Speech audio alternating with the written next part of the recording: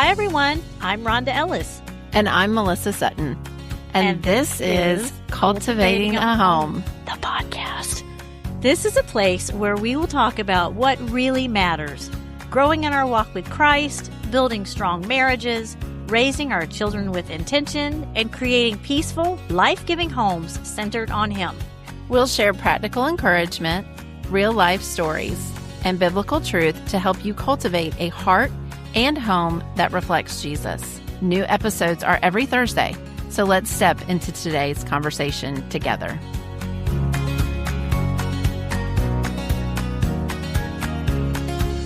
Thank you so much, everybody, for joining us again today. We are really excited today because we have a special guest that we're going to be interviewing today, our friend Lisa Appelo, whose second book just came out at the end of June.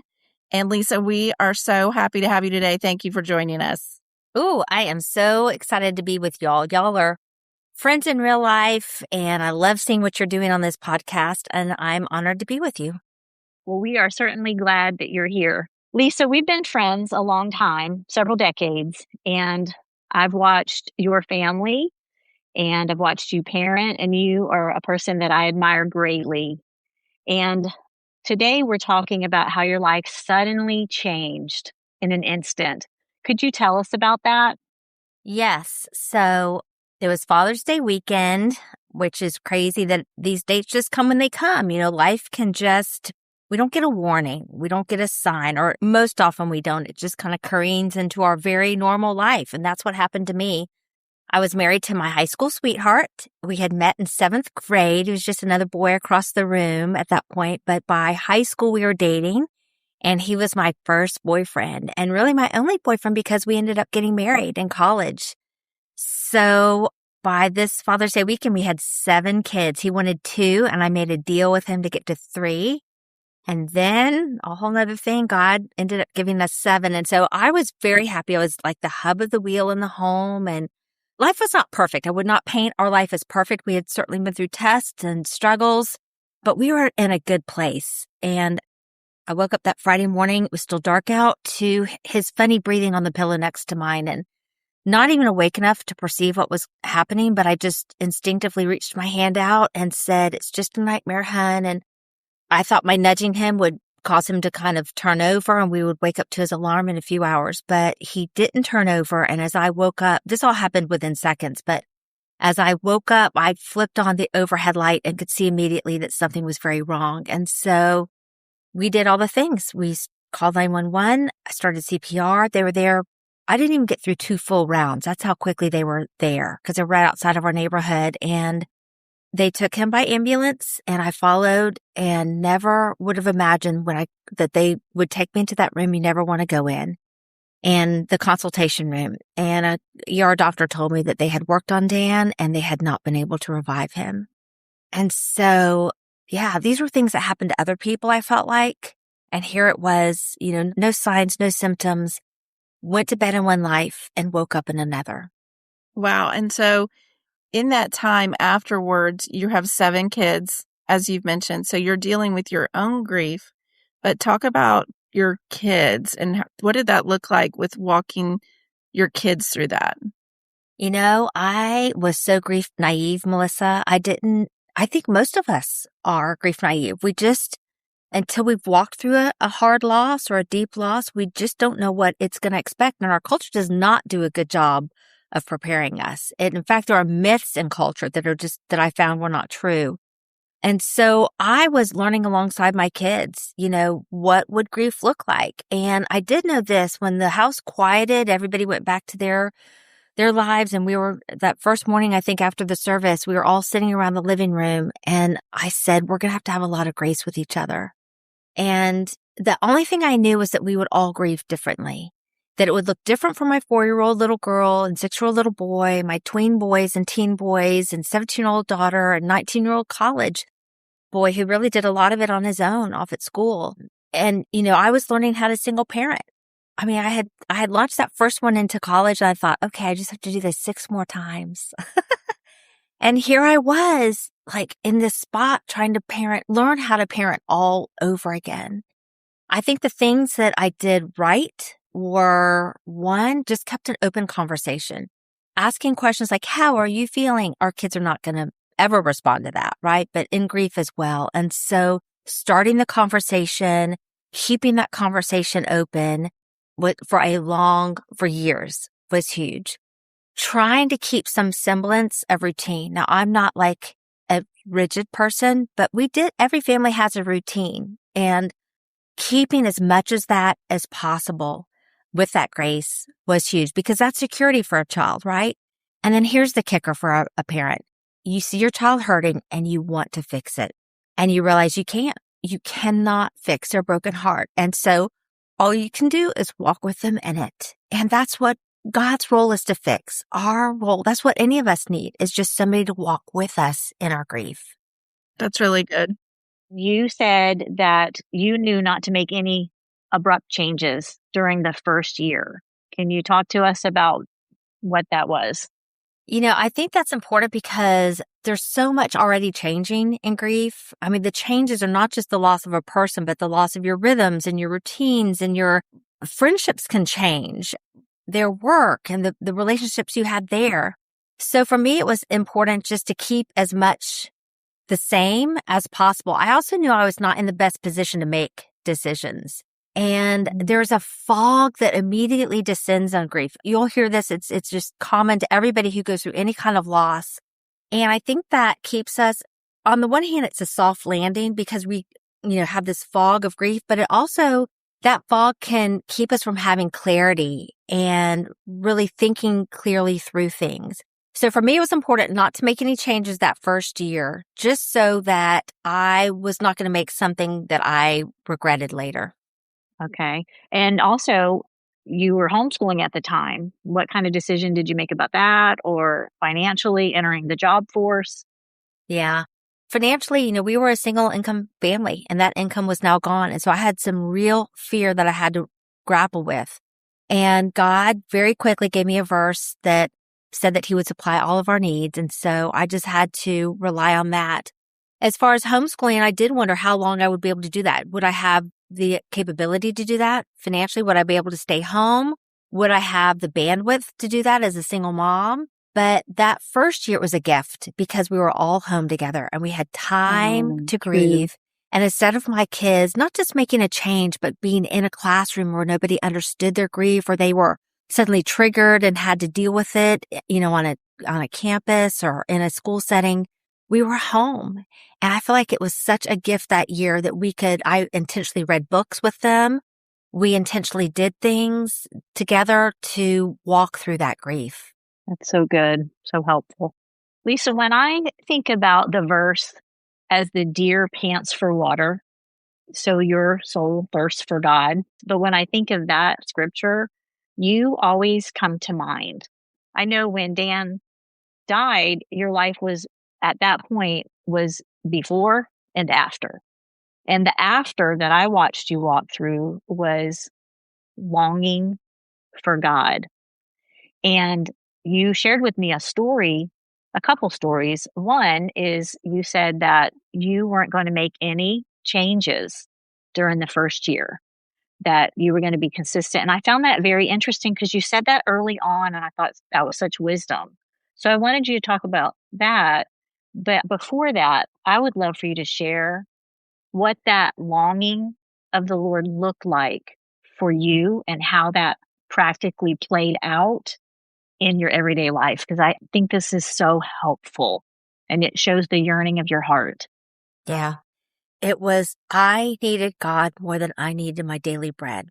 I needed Him more than I needed food. And, I was so overwhelmed in every way. It was the hard emotions, the loneliness, the missing, the decision overwhelm, the hurting for my children, the wondering, the fear of how we would make it through. I'm glad nobody can see me because I'm tearing up with all of this, going back to that place. But the only thing I knew to do was to go to God. And so He, I had been a woman of faith before. I had taught my kids, we had done devotions nearly every morning. We were a homeschool family, and I fought for that time. I had taught Sunday school, but I remember thinking, will your promises hold? And they do. They hold. And God of the Bible became so real to me. Oh, I gotta stop Mhm. tearing up. But he is, now the tears come because of his goodness. He was my wisdom when I didn't have a husband to go back to. He was our provision in very practical and personal ways. He was my guide when I did not know what the future looked like. He was my strength when I felt so vulnerable and so weak. He was my hope. What I would do is I would kind of get my kids started in the morning, and I had older ones in the home. So I would kind of get them started, and then I would get in my minivan and go around the corner to a park. And that's where I would meet with God, like work it out every morning. And my kids had seen me cry. I was not holding, that part back from them, but this is where I could just cry out, sometimes audibly, sometimes through my journaling, sometimes through prayer. And I would just meet with God with my raw, honest heart. And I would kind of I didn't realize I was taking part in this exchange until I'd been taking place for months, where I would be able to offload these hard emotions and offload these questions and offload this fear to him. And then I would open with the Bible. I had a reading plan, so I was reading through the Bible, and I didn't have to go search for a passage. So I would just open up to that day's scripture, and wherever I was, whether I was in the Old Testament, the New Testament, Psalms, God would meet me on the words of that page, and he would remind me who he is and how he Mhm. cares for us. And it was enough for that day. I would get his peace, his strength, his hope, and I could go back and parent for the day. And it wasn't enough for the week. I had to do it again the next day. His And so mercies are new every morning. every morning. You live that out. That's really sweet. Lisa, thank you so much for sharing that with us and being vulnerable. I mean, to hear about God's faithfulness, it makes me think of Great is Thy Faithfulness. The hymn is just so powerful. His faithfulness, just the way he constantly shows up for us. So sweet. In those early days, and even in the weeks and months after that, how did people come alongside your family and help you? What was the most helpful thing that people did for you? Well, I love this question because I was kind of taking mental notes. I was thinking, would I know to show up like this Mhm. if the roles were reversed? And I don't think I would have. So I really was learning a lot about how people were responding to us. And here's what I learned. It's, so often we see this big need and it can paralyze us from doing anything because we think, again, I can't fix it. Like me bringing a casserole is just a little thing, or me showing up to do this one task is a small thing, but we can't let not be able to do everything keep us from doing the one thing. And I Mhm. actually learned this from my good friend Rhonda, who leaned in. Rhonda is so good about this and probably has done things that I, to this day, don't know. But when I was writing my first book, I actually went to her daughter, Kelsey, and I said, tell me about your mom and tell me about how she has taught you all to show up for people. And I realized she has a formula. And you can tell me if this is true or not, Rhonda, but that she I'm taking notes. that she prays and asks God to show her where she can meet that need. And then she expects God to show her. And I think it's that second part that we all forget. I think often we will pray to God, but then we don't keep our eyes open and our ears perked to watch for him to nudge us. And then to follow that nudge, however, it uncomfortable or awkward or whatever it may feel. And so Rhonda did that very well. One of the things she did was she showed up. She didn't even have an agenda. I don't think when I've talked to her about this, she said she didn't know what she was going to do, but it was the day before Dan's service. So day 4 of him passing away. And she just came to the house, and she probably did a lot of things. But one of the things she did is she went to each of my children and asked for their clothes that they were going to wear the next day for the funeral service, and ironed them and prepared them and got them all out. Ooh, see, here I am crying again. People showed up with casseroles. People showed up with texts. People prayed for us, covered specific prayer needs. So I would say it was not any one thing.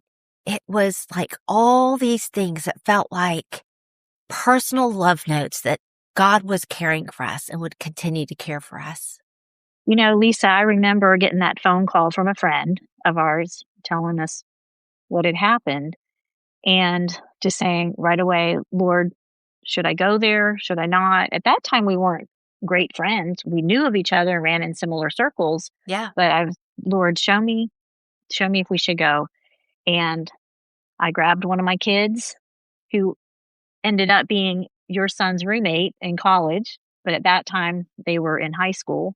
But I grabbed him, went to see you. And as we were traveling over the bridge, I was crying as listening to praise music, but just, Lord, use us.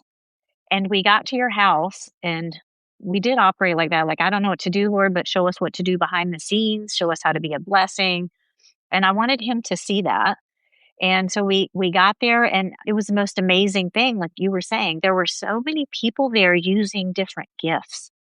I remember Lynn was, the organized person and she was writing notes and helping plan the funeral. And you had people doing all kinds of things. And we were like, what I did was I was organizing the food that was coming in. And it was just amazing to see God's people there.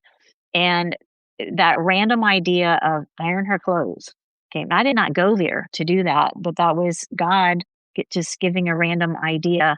But I will never forget the beauty of watching so many people use specific skills and creativity that only God could have put together like that. And Lisa, I so admire how you have raised your children. It's so different, I'm sure, to raise your children without the partner that you are used to, who together you can come to parenting strategies and bounce ideas off of and share the weight of different things going on in parenting individual children and collectively.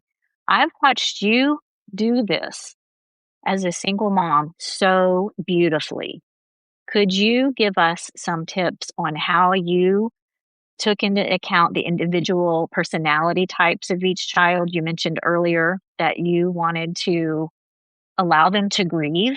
And we know some people stuff things down, some act out. Could you give us some insight into how you navigated through the loss with your children? Yeah.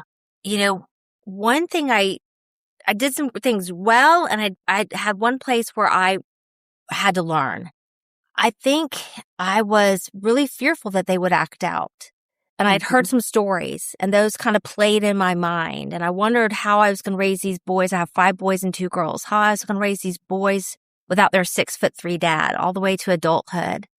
And I think sometimes I overparented because tried to control or keep my authority, because dynamics shift. When there is any loss in a family, dynamics shift. And I thought, I want these boys to still respect me and still, know that my word counts, even though I don't have this man backing me up or this man who can come in and tell them like a dad would. And so I had to learn really quickly. I had one situation with one son. He was a teenager and he wanted to date.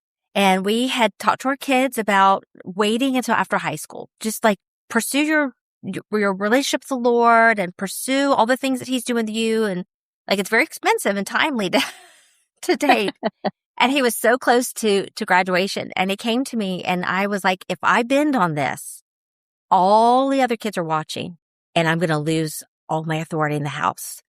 And I just felt like everything, hinged on this one decision. And man, I wrestled with it. And we talked a lot. And finally, the Lord kind of said to me, he's obedient in so many ways. He doesn't give you any trouble. He's not doing this out of disobedience or rebellion.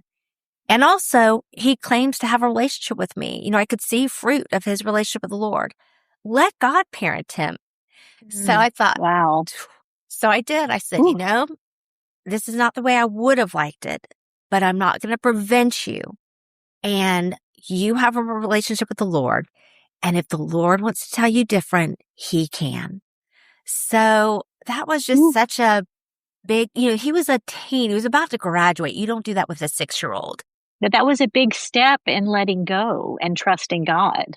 Yeah. Ooh, and in trusting that God will parent. And I have seen that all the way up. Even for that 6-year-old, I tell the story of my 6-year-old who I went outside one day and he had his dad's BB gun and he was shooting up in the oak trees. And like, we lived in a neighborhood. You can't really do that. And so I talked to him very sternly and I put the BB gun up and and he was like, yes, ma'am. Yes, yes, ma'am. And then a few days later, I went outside and there he was again doing the same thing. And that mama fear of guns, like just came and I talked to him like really sternly. I was like, this gun is going to be gone. Like, I'm not going to have it anymore if you do this. And I could see the tears welling up in his eyes. And I took the BB gun with me and went inside and just buried my head in a pile of laundry. And because I knew, this is such a tender conversation. I knew that the problem wasn't him being disobedient. The problem was that was what he did with his dad. His dad would take oh him my. shooting. That was his dad's BB gun. It sat up in this locked place above his dad's like tools.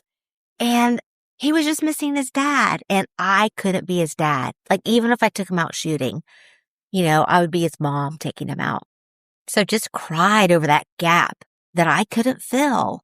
And don't you know that I got a phone call about an hour later from a friend from church. And she said her husband, who they had a big farm, wanted to come get Matt and another one of my sons. They always took 2 boys at a time and do something. Was there something they could do? And I said, yes. Could you take him? And I knew the shotguns. And I said, could you take him shooting? Could you just let him shoot to his heart's content? And then would you let your husband talk to him like about gun safety, like he would talk to his own sons? How beautiful. Again, God filling the gap, being the parent when I couldn't, and answering a prayer that I didn't even know to pray. I just was crying it out. That's amazing.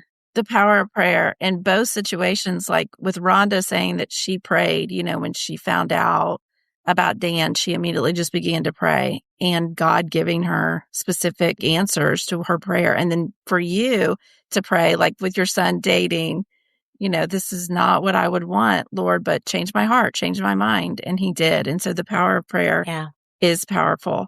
Lisa, can you talk a little bit about after that time, and you're now a single mom of 7, and I know the thoughts came into your mind of, okay, what is next for me? Like, do I need to go back to work? What is going to change, in my life? And how did that turn into writing your first book? And at the same time, still continuing to raise children in your home? How did the book come about, the first book? Yeah, I didn't go into this thinking, I'm going to write a book. I'm going to have a ministry through this. It was survival in those first months and even into the second and third year. By the third year, I was like, okay, Lisa, it's time. I had been an attorney. It's time to go back and hang your shingle up again and do this part-time we were okay financially short-term. But I thought for the long-term health of my family, I would do that. And God just called me out of that and into writing. It was a very clear call. And again, I felt like I was stepping into the unknown. And I thought, I feel like I'm walking off a cliff, Lord, and you've got me, right? Again, another opportunity to trust him when I could not understand what he was doing or see the way forward. But I had walked with him long enough that I knew his voice and I knew that this was the way he was leading me. And so I thought, honestly, that I would just freelance, and learned quickly that you had to have a blog and started a blog. And again, I thought I would write about homeschooling. We were a long-term homeschooling family. I loved it. And man, every time I wrote about homeschooling, it was kind of like crickets. But when I wrote about grief, it resonated. And that's when I would get emails or messages or shares, and I realized this is what God wants me to write about. And so one thing just led to another, and eventually I was able to publish my first book and then this devotional. Why a devotional second and not a second book? Really I wanted to do a devotional first because I feel like that's what I would put into the hands of somebody who's very fresh in grief. A devotional is kind of that bridge between what we're feeling, the pain we're feeling, and the Word of God, which is what I was doing every day. I had been doing that every morning in my minivan, but I wanted to do that very intentionally. And this book is not a book about Lisa Appelo's story or anybody else's story. It is a book about God's character for us in grief. And so it's called God of Comfort, but each of the 50 devotions talks about a facet of God's character. God of rest, God who goes before me, God, my dwelling place, God, my hope and future. So the person who is in that place of pain can open it up and see who God is for her in that place of pain. I love your book. I love both of your books so very much. When I like a book, I start doing this. I love that. I start writing my notes in it, and I'm not all the way through it yet, but it is really good. I don't want to read it all at one time and be done. I want to savor it. But right from the get-go, you talk about the 3 most important words. Can you describe that and how you came to that conclusion? Yes. So I was listening to the radio one day and the DJ was like, what are the 3 most important words to tell somebody in grief? And then he went to commercial break and I thought, well, maybe it's, I'm so sorry, because we say that so often, or can I help? That's definitely needed. Or I love you. People said that to us with a hug, maybe because we live in the South, maybe, church family. That just felt so good. But when he came back, he said the 3 most important words to tell somebody in grief are you're not alone. And immediately I thought, of course, we all want to know that we're not alone in our grief. And that's what God says to us. From one end of scripture to the other, that is what God says to us, that we're not alone. I mean, he created us to be in relationship with him. We see that with Adam and Eve in the garden, walking intimately with him. But even after sin entered the world and they didn't have this face-to-face relationship anymore, God continually was with them. I mean, through his presence in the tabernacle and the temple. And then Jesus' name is Emmanuel, God with us. And then when he ascended to heaven, one of the last things he said is, lo, I am with you always to the end of the age. And we know there will be a time where we will be back in the presence face to face with God. And so not only can people do that for us as we walk through pain, but God does that. He is with us so that we may feel like nobody gets me. Nobody understands what I'm going through, or I can't possibly share this pain that I'm feeling. Maybe it's complicated, but God is with you and you are not alone. That's so good. So good. And you go on to mention some verses on that, and you just went over it. He will never leave us nor forsake us. I am with you always to the end of age. Do not fear, for I am with you. And when you pass through the waters, I will be with you. That's incredible. So I feel like this book not only helps women and anyone that is grieving, it helps with going through hard times. Yeah. When we're suffering in one way or another, it might not be related to loss, but God is the same and to all of us. And I found this book to be extremely encouraging, very practical, and it caused me to think, wow, that applies to me right now. And that applies to how I handle someone else going through something difficult, to let them know, to remind them that you are not alone and that God is with them. So this book has been an incredible resource already to me. And I appreciate you writing it so much. I know it's going to impact thousands and thousands of women across the world. And I encourage people to get it because I just think it's a beautiful devotional for the grieving heart. And just when you're going through any type of situation that's difficult. Thank you, Rhonda. I love that, Lisa, how you shared you're not alone. What good advice for us as well as we're helping people and encouraging people. That is so sweet. I know in the devotional too that such good advice is talking about how a lot of people talk about when you're grieving, just a quick fix. But you were talking about the God of comfort and how he walks you through it. Can you talk a little bit about that? Yeah, about the timeline of grief. Right, the lesson that you learned with that. It's not a prescription, but it's a person. Yeah, I think our culture, this is one of the myths that I was talking about earlier. Our culture would tell us that grief is a series of stages and that we just have to walk through these stages as if they occur in a linear fashion and check them off. And in fact, I have had women come to me with a pen and paper saying, I just want the checklist. And it's not been my experience, and it's not been anybody's experience that I've walked with hundreds of women, and hundreds of others through all kinds of pain and loss. Grief is a messy mix of emotions and hard questions that all surface, sometimes conflicting all at once.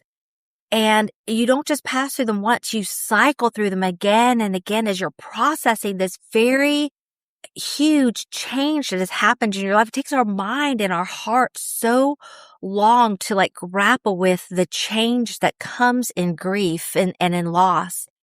And so grief is it's not a prescription. It's not a method. I had said earlier that we're going to need grace with each other because it looks different for each person.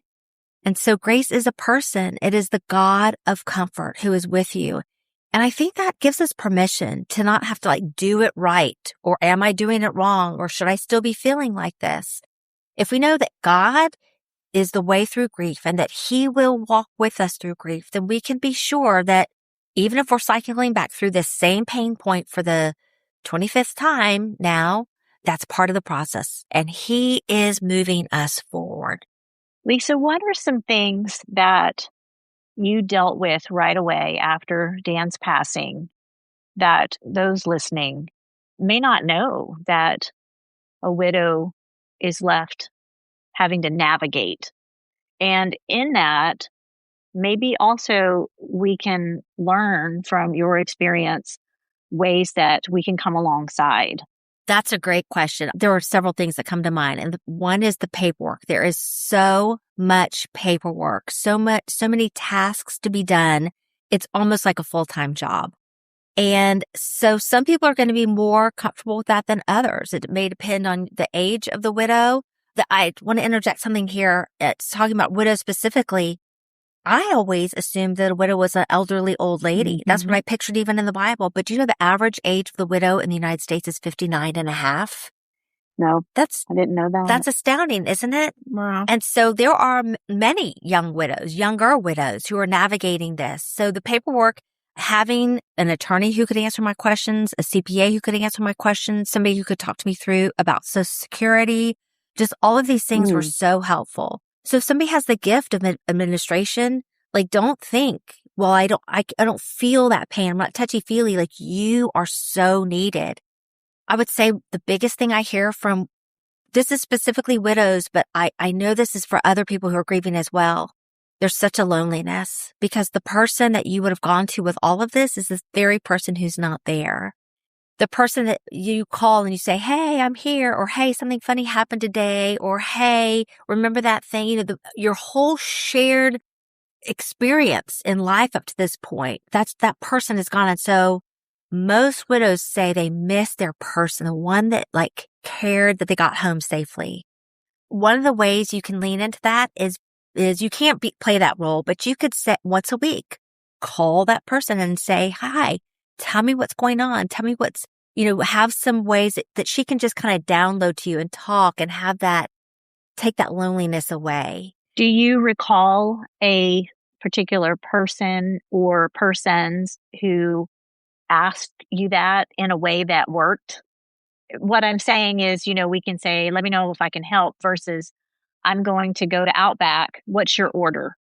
Yes, that's great. I did not have anybody I had a great community. And so I think that among all my friends, I was able to have coffee with them and talk with them and my sister who was so good.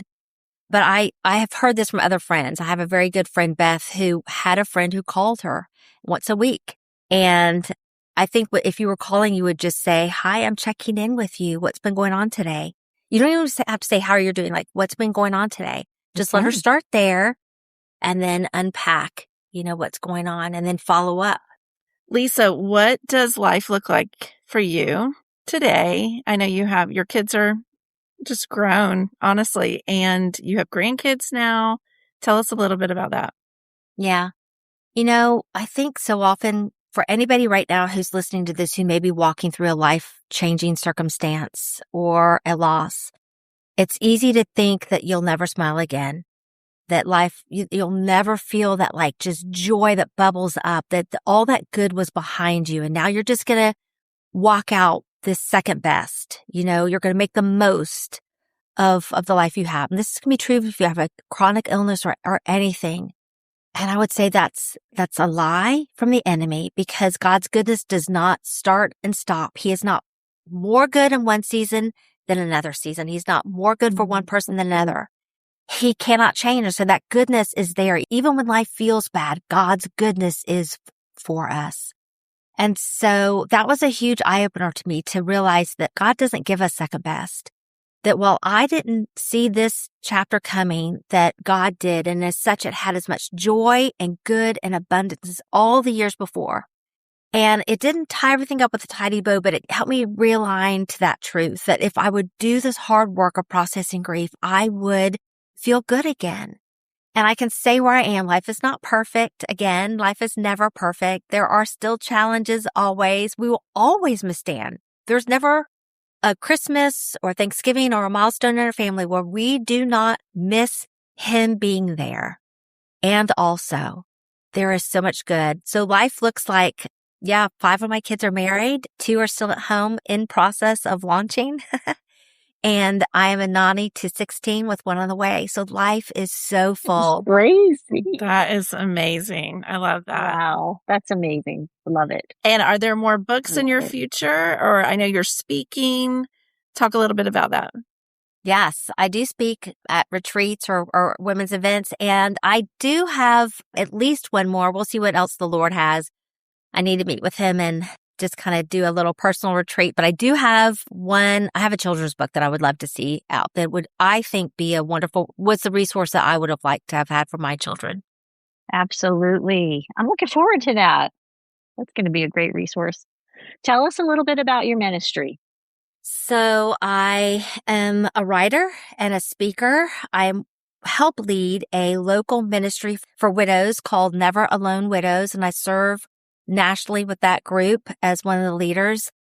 I work with Proverbs 31, their Compel Pro writers group, helping do some leadership work there. But mostly I am writing and speaking about grief and God's faithfulness in the hard places. And where can our audience find you? Like, where can they find the book? Where can they follow you? All the things. Okay, so you can find about my new book, God of Comfort, at godofcomfortbook.com, and you'll find all the information there. And then you can find me on socials at Lisa Appelo. That's 2 P's, 1 L. And my website is at lisaappelo.com as well. And your first book is Life Can Be Good Again. Yeah. Also an excellent book. Which is really about rebuilding, because there's the grieving and then there's the rebuilding. And they're happening at the same time. Well, thank you, Lisa. Thank you for joining us today. Thank you, Rhonda. Thank you, Melissa. I've loved your podcast. I recommend it to so many. I can't wait to see all that God is continuing to do, and I am honored to join y'all today. Yeah, you've been such a cheerleader for us. Thank you so much, and thank you for your time. Thanks for spending this time with us today. We hope you're walking away encouraged and equipped with something simple you can put into practice right where you are. Remember, it's the small, faithful choices that shape the atmosphere of your home. So wherever you are today, keep cultivating hearts and homes for Christ.